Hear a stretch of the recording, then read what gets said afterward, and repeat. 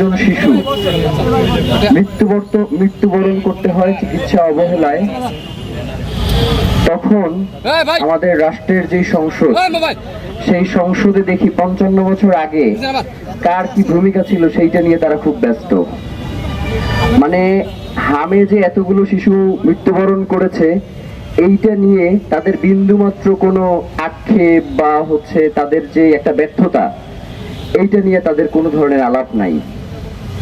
55 বছর পরে এসেও আমাদের দেখতে হয় যে আমাদের মেডিকেলগুলোতে প্লাস্টিকের বাটা দিয়ে অক্সিজেন মাস্ক বানিয়ে তারপর শিশুদেরকে অক্সিজেন সরবরাহ করা হচ্ছে। অক্সিজেন মাস্কগুলো কিনবার মতো সামর্থ্য আমাদের নাই। গত আমলের রাজনৈতিক দলগুলো এই স্বাস্থ্য খাতটাকে পুরোপুরি ধ্বংস করে দিয়েছে।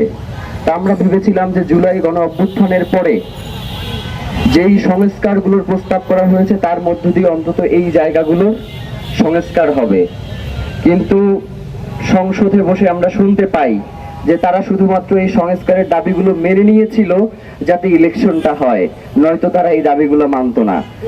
হাজার হাজার শিশু মৃত্যুবরণ করলেও তাদের এই ক্ষেত্রে কোনো কিছু যায় আসে না। প্রিয় ভাইয়েরা, বাংলাদেশের সরকারি দল বিরোধী দল যারা আছেন তাদের স্ত্রীরা শুনি নাকি ডাক্তার।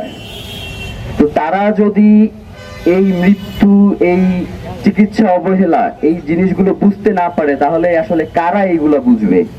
তারা কেন বুঝতে পারে না জানেন? কারণ তাদের সন্তানরা তো বাংলাদেশে চিকিৎসা গ্রহণ করে না। তাদের যেমন মার্কিন যুক্তরাষ্ট্রেও কিন্তু হামের সংক্রমণ হয়েছে। 2024 থেকেই মূলত হামের প্রাদুর্ভাবটা বেড়েছে। তো মার্কিন যুক্তরাষ্ট্রে এখন পর্যন্ত 1000-এর অধিক যারা হামে সংক্রমিত হয়েছে, এর মধ্যে একজনও মারা যায় নাই। তাদের মৃত্যুর হার 0। কারণ কি? কারণ তারা এমন একটা স্বাস্থ্য ব্যবস্থা তৈরি করতে পারছিল যেইখান থেকে একজন নাগরিক, সে যেই হোক, তার যেই নাগরিক যে অধিকার, চিকিৎসা সেবা গ্রহণের যে অধিকার, সেটা সে নিশ্চিত করতে পেরেছে। কিন্তু বাংলাদেশে শুধুমাত্র রাজাকার, মুক্তিযুদ্ধ, অমুক তমুক এইগুলো নিয়ে আলাপ করতে করতে আমরা 415 জন আমাদের শিশুদেরকে হত্যা করে ফেলেছি। এই প্রত্যেক শিশুর হত্যার এই দায়ভার এই রাষ্ট্রকে গ্রহণ করতে হবে। এই সরকারে যারা রয়েছে তাদেরকে দায়ভার গ্রহণ করতে হবে। পারস্পরিক কাদাছুরির মধ্য দিয়ে কোনোভাবেই এইখান থেকে এড়ানোর কোনো সুযোগ নাই।